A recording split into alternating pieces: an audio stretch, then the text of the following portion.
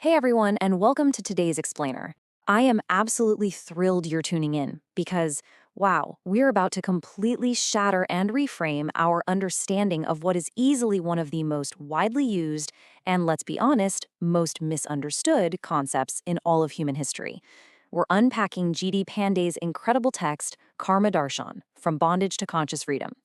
So if you think you've got karma all figured out, you might want to buckle up because we are about to flip that perspective entirely upside down.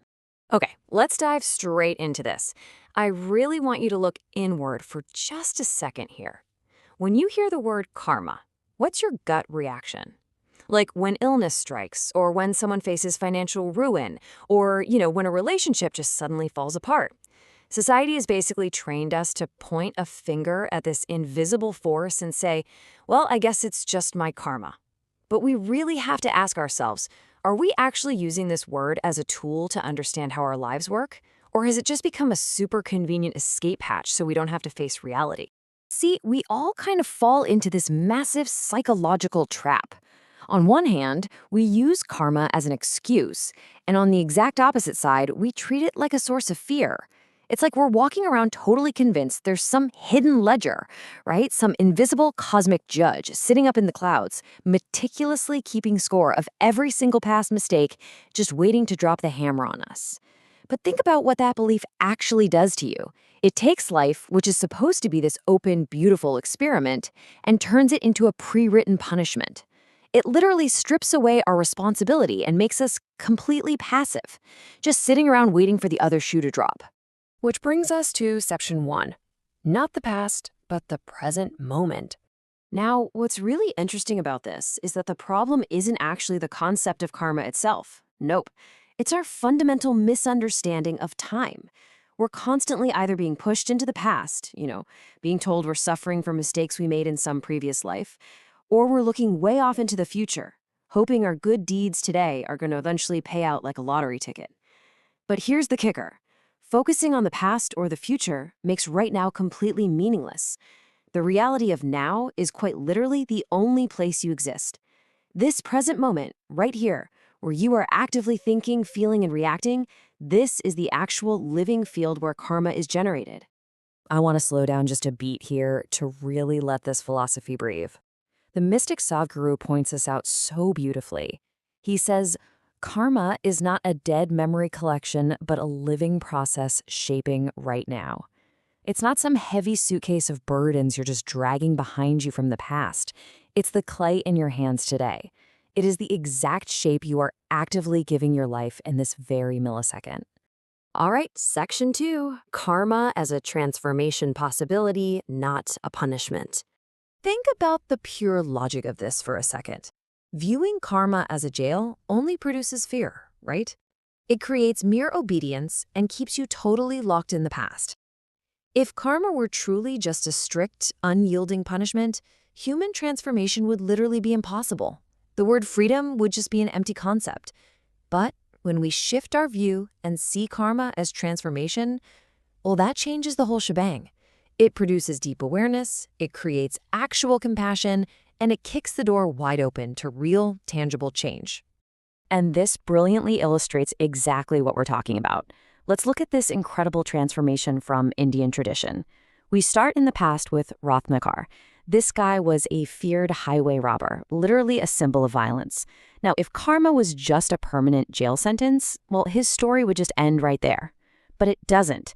Through this amazing process of awakening and profound learning, he completely transforms.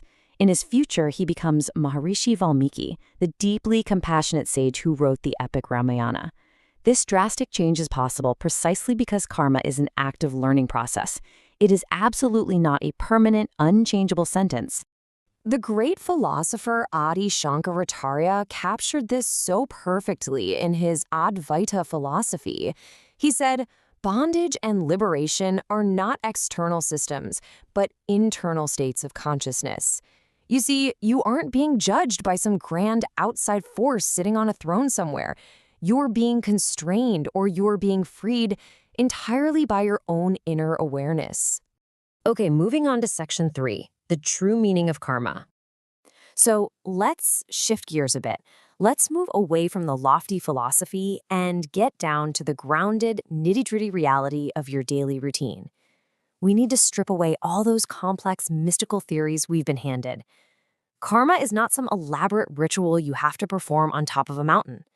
As Swami Vivekananda taught, our character isn't formed by one massive heroic decision. No, it's built by the tiny daily micro choices we make. Karma is simply how you think, how you speak, and how you react in totally ordinary, everyday situations. So let's do a quick everyday karma check right now. Just mentally check off your own habits here. When your alarm goes off in the morning, is your mind instantly flooded with complaints about the weather or your commute, or do you rise with a sense of natural ease? When a grumpy coworker criticizes you, do you immediately react defensively and attack back, or do you pause and actually listen? When you make a mistake, because, hey, we all do, are you busy crafting excuses, or do you step up and take responsibility? These tiny, seemingly insignificant choices, these are your actual karma. Let's walk through how this compounds over time, creating what people falsely call bad luck. Imagine a highly cynical person. Step 1. They live in constant dissatisfaction, literally finding a flaw in every single situation, every meal, every conversation. Step 2. Because of this really heavy complaining energy, their relationships quietly begin to withdraw. Friends stop calling, family kind of keeps their distance. Step 3. A few years down the line, they're standing completely alone, throwing their hands up and declaring, "My destiny is cursed." But it wasn't an invisible, mystical fate that cursed them. It's just the delayed, highly accurate result of their own repeated negative mental state. Which brings us to this profound insight from Gautam Buddha. The true value of karma lies not in the external action, but in the consciousness behind it. And wow, this is huge. You could perform an incredibly generous external action, like donating a bunch of money to charity. But if you do it purely to feed your ego, just to get a round of applause, that action actually becomes a heavy burden. Yet, that exact same action, if done with quiet, genuine compassion, brings immense inner freedom. So the absolutely crucial point here is understanding the danger of the I. Drawing on the teachings of Guru Nanak, we can see that the exact moment the ego enters, the moment your mind starts screaming, "I am right," or "I suffered way more than they did," or "Why is this happening to me?" your pure action instantly turns into heavy, painful personal bondage. This obsession with me and mine is literally the very glue that makes karma stick to you. The mystic poet Kabir cuts right through all the complex philosophy with this incredibly direct, hard-hitting truth. He says the greatest karma is simply seeing the truth within yourself. If there is deceit hiding inside you, it does not matter how many outer virtues you display to society, your life is going to feel incredibly heavy. Internal honesty is the ultimate, non-negotiable measure of our actions. All right, moving into section 4, the modern mindset. Consider the stark contrast we're looking at here in our fast-paced modern world. On the automated side of living, decisions are rushed and totally reactive. Words are hasty, typed out in half-second text messages. The stress level is high, it's constant, and it is burning us out. This sheer lack of awareness creates the heaviest karma of all.